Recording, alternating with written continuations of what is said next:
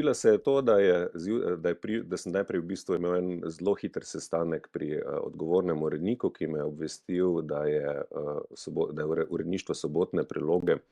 ukinjeno, kar me je, moram reči, absolutno šokiralo. No, in že čez par minut je pa sledil klic iz, tajništva uprave, da naj se zglasim pri direktorju. In to je za ta ponedeljek, pač pomenilo, da je čas za, odpuščanje in v bistvu sledil je sestanek pri direktorju, ki mi je vročil odpoved, me takoj poslal na dopust, in bom rekel, najlepši del tega sestanka pri direktorju je bil ta, da ni zmogel reči niti en hvala, čeprav mogoče en lažen, ponarejen hvala, ampak to je pač, mislim, neka človeška nota je, da se, človeku, ki je vseeno nekaj let, delal zate, da se ti pač zahvali, ne, ampak to je pač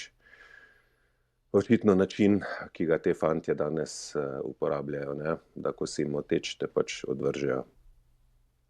Zdaj, čisto presenetilo se mi zdi, da te Ne. vseeno celoten komplet ni na Večeru, kolikor spremljam, se postopoma odpušča, pa ne samo na Večeru, ne, tudi v drugih medijih,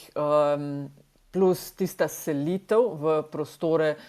ki jih ima v lasti aktualni župan, tako da ste imeli, se mi zdi, kar nekaj težav, ampak okej, zdaj en teden mimo,